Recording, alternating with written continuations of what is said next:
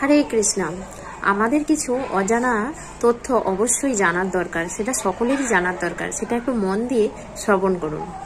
আমাদের অনন্ত কোটি ব্রহ্মাণ্ড রয়েছে, তার মধ্যে এই পৃথিবী নামক একটি ব্রহ্মাণ্ড।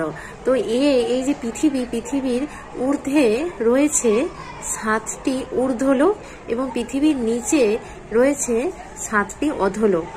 তো এই আধুনিক যে মহাকাশ বিজ্ঞানীরা এই ভূলোক নামক মানে পৃথিবী নামক বা পৃথিবী থেকে কয়েক হাজার মাইল দূরে আকাশে ভ্রমণ করতে পারে তাদের কার্যকলাপের জন্য।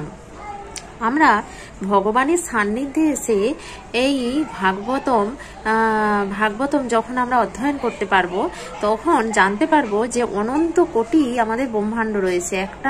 একটা আমরা শুধু এই পৃথিবীটাকেই জানি বা আমাদের জ্ঞানের সীমার মধ্যে পৃথিবীটুকুই শুধু আর রয়েছে, কিন্তু না, এই পৃথিবীর বাইরেও অনন্ত কোটি ব্রহ্মাণ্ড রয়েছে।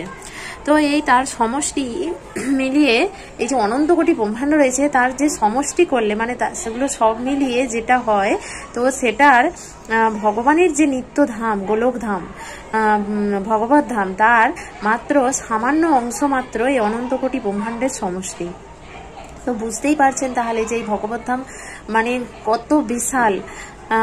তো এই আমাদের যে 14 ভুবন রয়েছে এই ব্রহ্মাণ্ডে, আমরা যে ব্রহ্মাণ্ডে রয়েছি এখানে 14টা ভুবন রয়েছে, আর এই প্রত্যেকটা ভুবনেই জন্ম মৃত্যু জরা ব্যাধি এই 4টে জিনিস রয়েছে প্রত্যেকটা ভুবনেই। তো এখান থেকে আমরা কেউই বাদ পড়বো না, কোনো জীবী।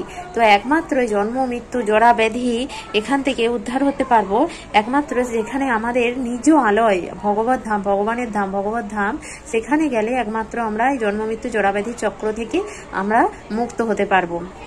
এবং ভগবান এতই কৃপালু এতই দয়ালু, তার প্রেরিত শুদ্ধ ভক্ত মহাত্মাদের মাধ্যমে আমাদেরকে তার নিজ আলয়ে, আমাদের যেটি নিজ আলয় প্রকৃত গৃহ, এটা তো অস্থায়ী।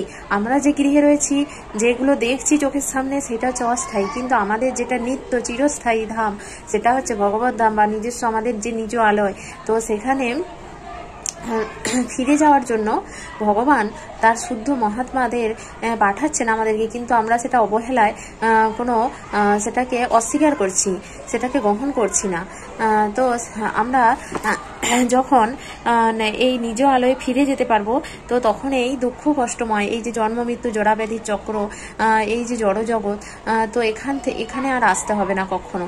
হরে কৃষ্ণ, হরি বল।